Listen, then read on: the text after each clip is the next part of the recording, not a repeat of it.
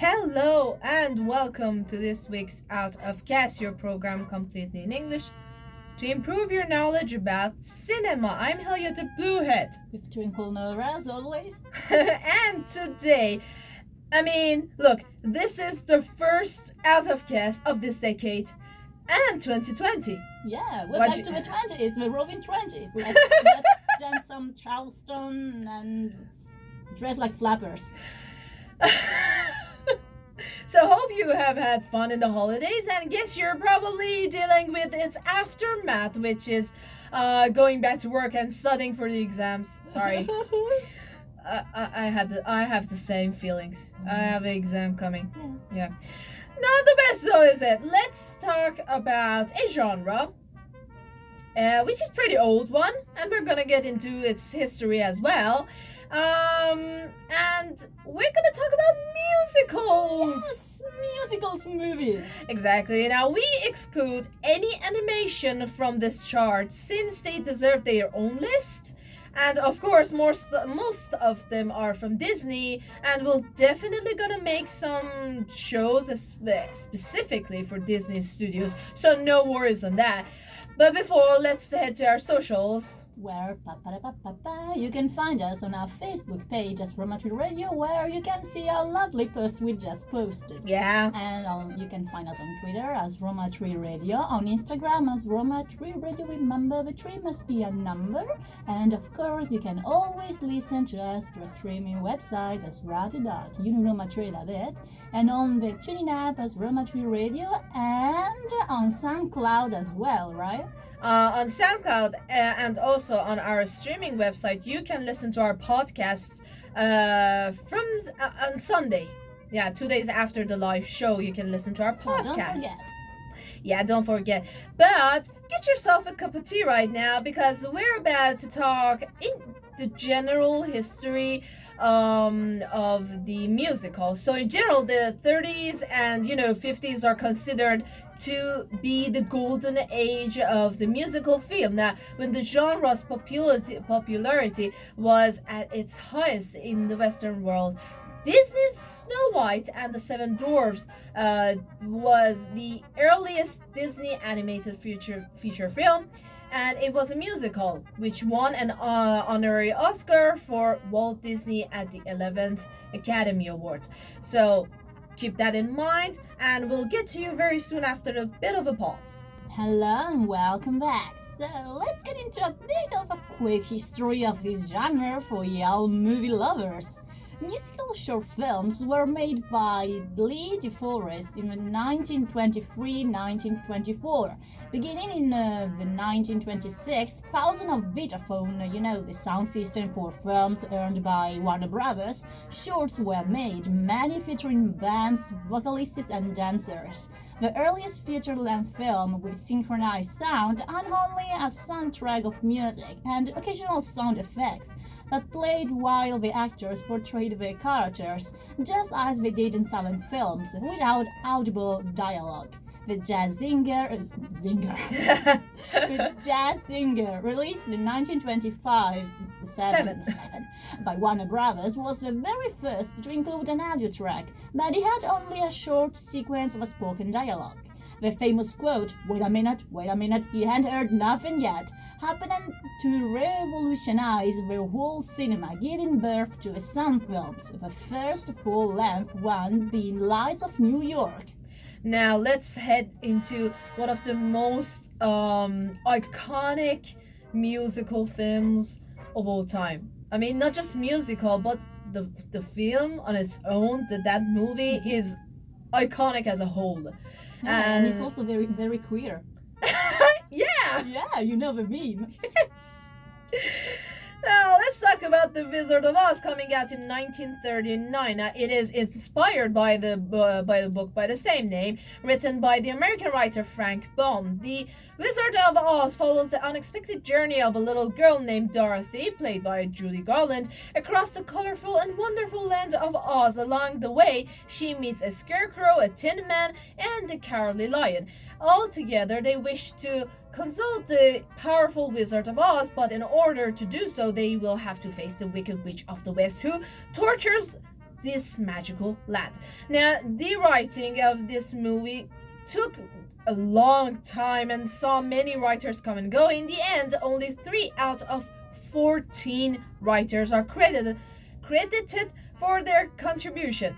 The shootings, though, were way more trouble. Directors were changed a couple of times. Richard Thorpe directed the majority of the scenes, but because of an injury by one of the main actors, they had to take a break. What injury are we talking about here? George Cukor was the nominated director, but he had to leave a few days later for other commitments. Victor Fleming then stepped in and did everything all over again, but even he had to leave the role just before finishing the shootings because he had to direct Gone with the Wind. Now, King Vidar, I guess, then came in and shoot the prologue and epilogue without being credited. During post-production, many scenes were cut so to make the movie less repetitive and long. One of these as a parade in honor of the main characters after they defeated the Witch of the West, and it was one of the most challenging to shoot. So, The Wizard of Oz was very well received at the time. The main debate was if the movie was actually a masterpiece or just a good movie, but I can assure you it has been selected in the 1980s by the National Film Registry to be one of the best films to conservation. And it also holds a 98% Rotten Tomatoes. I'm singing in the rain, just singing in the rain. What a glorious feeling, I'm happy again.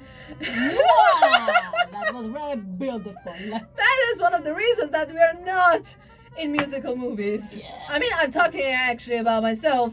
I have a terrible singing voice. Did you hear me? I can't sing. I don't have the talent, but I like doing so. But I like to sing. We're really sorry for your ears. Yeah. Sorry. We cannot resist. But as you might have guessed, we're gonna talk about Singin' in the Rain that came out in 1952. So, directed by Stanley Donen and Jen Kelly, stars, unsurprisingly, Jen Kelly as Don Lockwood, Donald O'Connor as Cosmo Brown, and Debbie Reynolds as Kathy Selden. Taking inspiration from the 20s hit song, the film is set in the Roaring Twenties as a silent film production company, and the cast make a difficult transition to sound. This movie got nominated for 2 Oscars for Best Supporting Actress and Best Musical Score. It managed to get 2 Golden Globes for Best Actor for Donald O'Connor and Best Comedy or Musical, musical, and National Board of Review Award in the top 10 films of the following year. So, it has been on the cards that he would enter into the National Film Preservation Board years later. We're talking about, the 80s probably. So, speaking of numbers, let's see how much money Warner Brothers got for all of this. Now, well, from a considerable budget of $2,540,800. The cumulative gross couldn't just do it justice, unfortunately, granting it only $1,184,182. However, as you can see, Singin' in the Rain has become a cult over time, and it still holds up today. If you don't believe me, let the rankings talk for us. On Rotten Tomatoes, there's 100% from the critics' side and 95% on the audience score. Just like the critics' consensus says, Singin' in the Rain is clever, incisive, funny, a masterpiece of the classic Hollywood musical, and I couldn't have said it better. And I'll let you but do you know that one famous dance sequence? Well, that scene took all day long to set up, but they did it in one rough shot. Gene Kelly had an extremely high fever, but he insisted on doing the take. Then Donen sent him straight to home, a man after our hearts. I like to be in America. Okay, by me in America. Everything free in America. For a small free in America.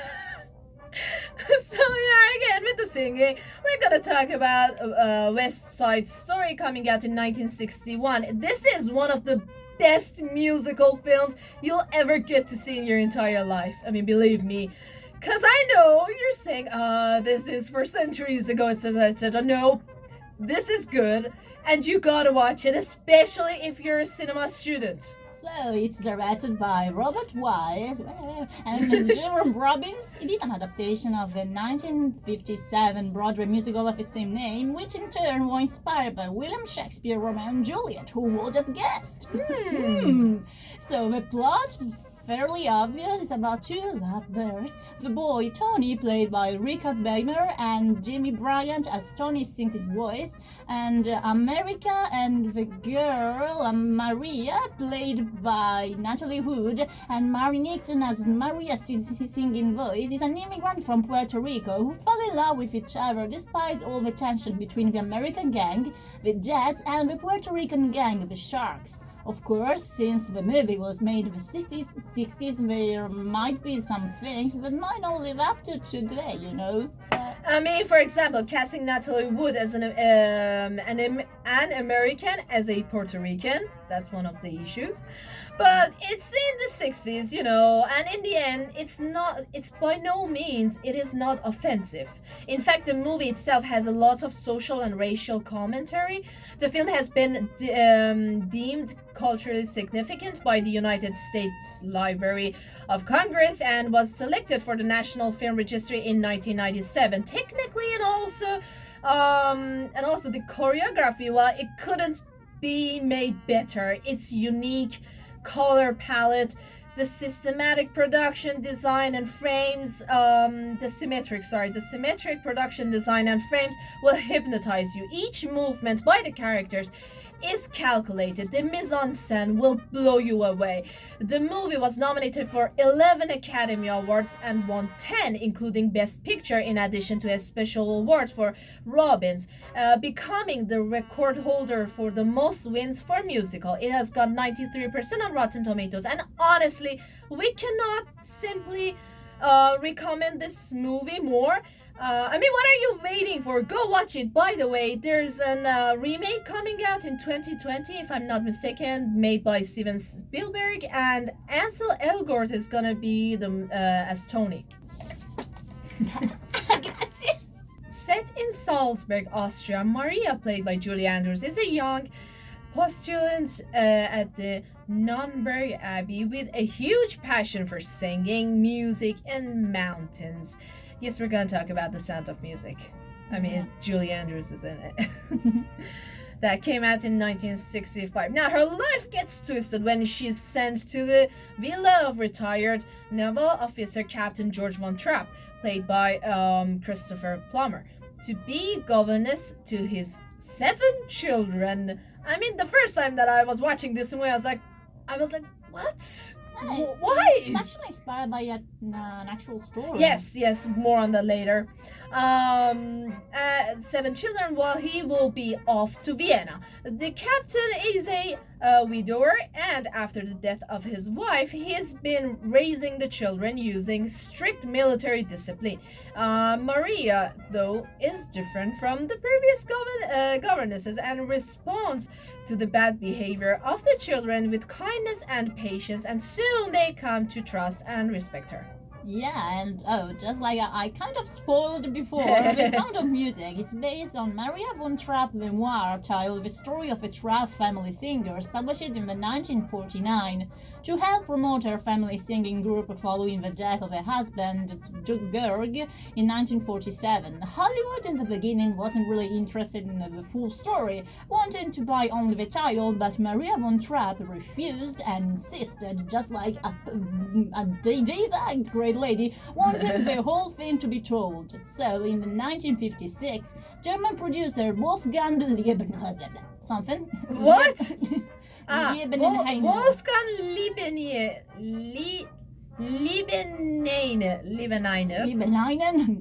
I don't know. About the film rights and hired George Hardlake and Herbert Reinecker to write the screenplay, with Richard Rodgers to cure the songs and soundtrack, which is famous for the song My Favorite Things.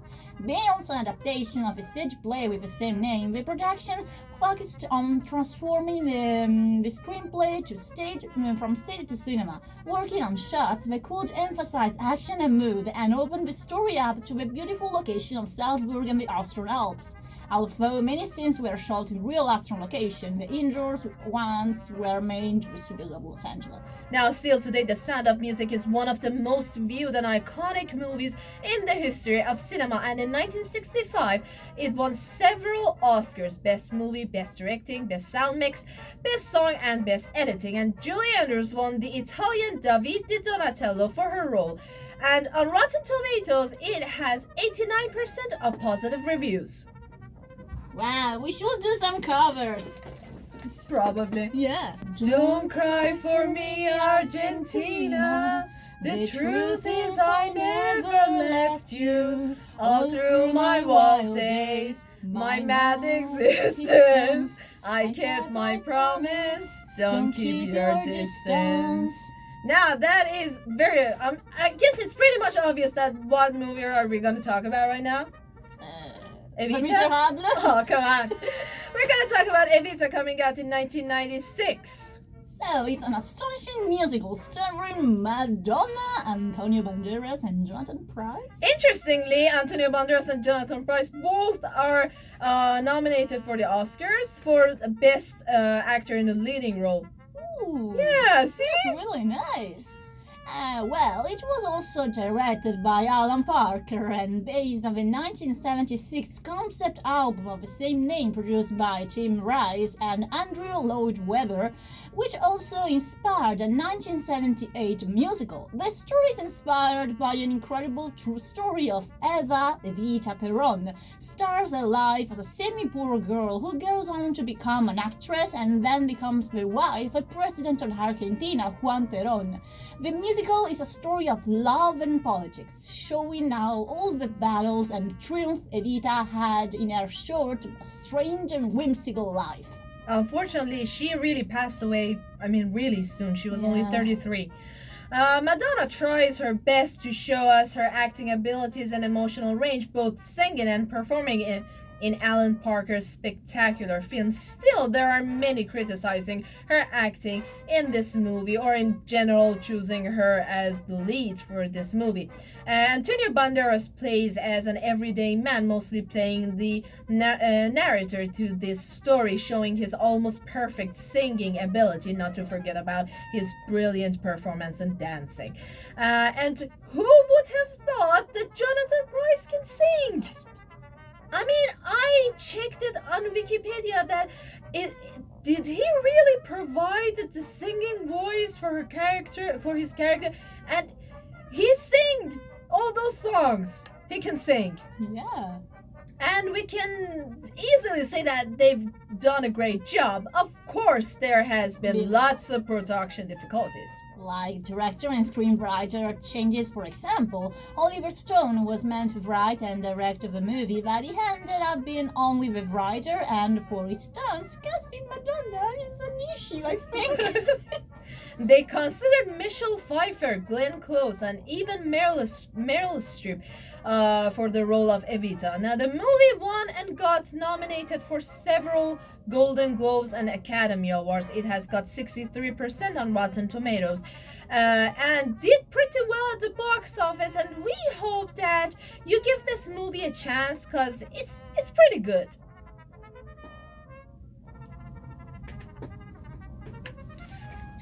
Now, speaking of bad blood and stuff, the music. Bad blood. It's not really my thing, but it is really similar to the movie that we're gonna talk about right now. But before that, we're not gonna sing anything from this movie that we're gonna talk about because we know we cannot nail it. We cannot simply nail any of these songs that we're singing because we're terrible. We can even handle Twinkle Twinkle Little Star, probably. we're bad, but because we're just doing it because of the fun. We're here because of the fun of it. So yeah, we're gonna talk about Chicago, coming out in 2002. It's one of the best musical ever made, directed by Rob Marshall as his directorial debut, and choreographed by himself. Amazing, right? Starring Catherine Zeta-Jones as Velma, Renée Zellweger as Roxy, Richard Gere as Billy Flynn, a lawyer who turns his client into celebrities to gain public support from them, and Queen Latifah as Mama. And the fun fact of the day, Michael Jackson was at one point considered for the role of Billy Flynn. The story is based on the stage musical of the same name. It tries to dig into the social and criminal situation of the 20s in the US and explores the story of Velma and Roxy, two murderesses in jail waiting for their trial. Now, this movie is not just a feast for your eyes because of its awesome singing talents and amazing score, but also is a feast for your For your ears. and First, the eyes. first one is ears, and then comes it's also the feast Then for it your comes eyes.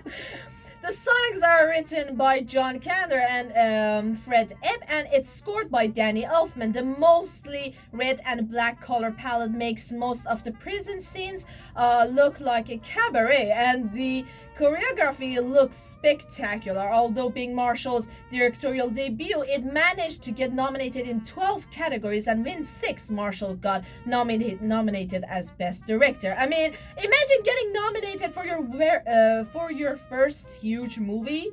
And it won supporting actors for Zeta-Jones, Best Art Direction, Best Costume Design, Best Editing, Best Sound, and most importantly, Best Film, making it the first musical to win Best Picture since Oliver in 1968. It's got 86% on Rotten Tomatoes, and we definitely recommend it.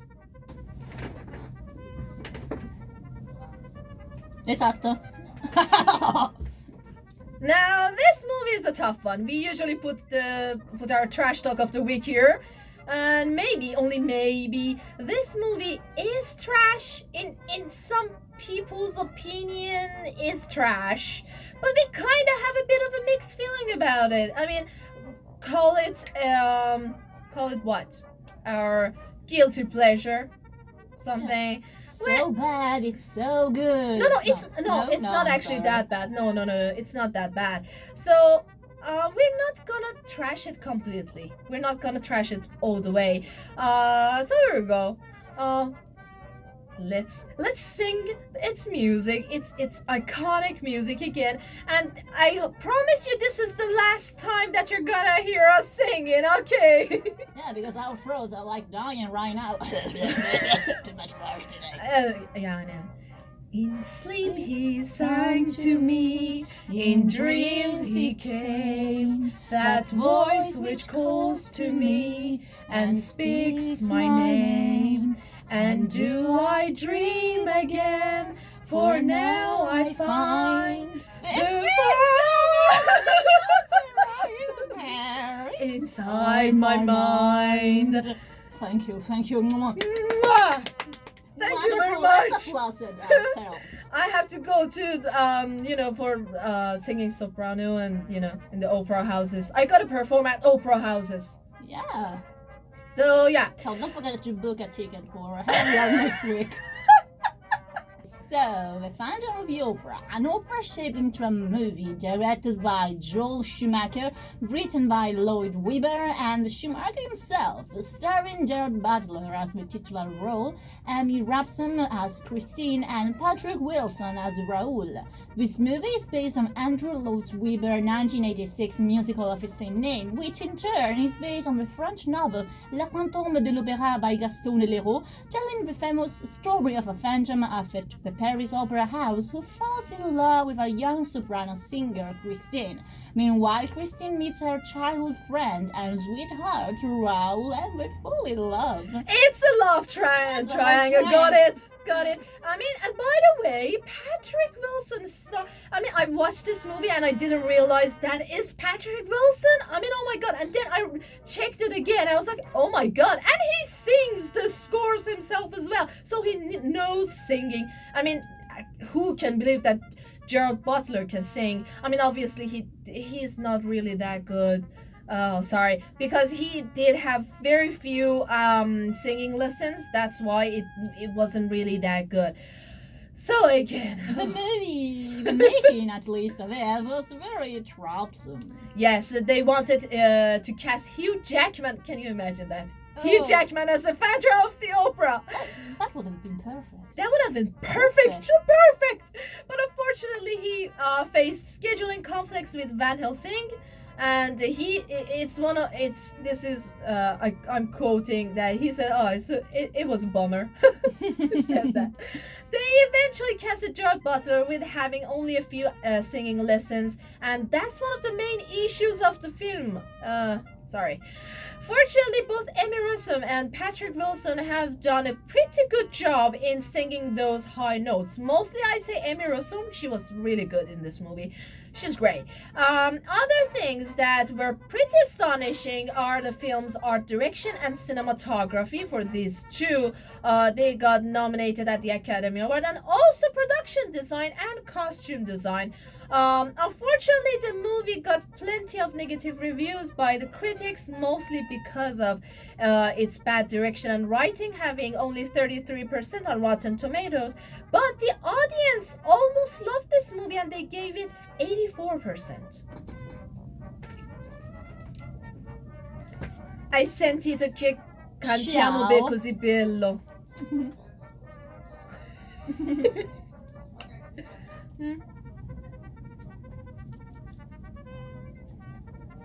So, unfortunately, this is the end of today's show, but don't you worry if you haven't heard about your favorite musical movie, because we're not finished yet. We'll continue our discussion about musical films next week and maybe the week after. And here are some horrible mentions for you all. Willy Wonka and the Chocolate Factory from 1971. Thank you. Annie from the 1980. The King and I from the 1954. Oklahoma. It's a favorite classic of mine. It's a Western one. In the 1955. And Jesus Christ Superstar. From 1973. So this has been this week's Out of Cast. Thanks to our other group members, Said and Julio, and a huge shout out to our director, Alessandro. Alessandro. Thank you so much. How you doing? And let's head to our socials before we say goodbye. So as always, you can find us on our Facebook page as Roma Tre Radio, on our Twitter account as Roma Tre Radio, on Instagram as Roma Tre Radio. Remember, the tree is a number. Remember, the tree is mostly number. Yeah, if you search for the letter manner, you get an older account, right?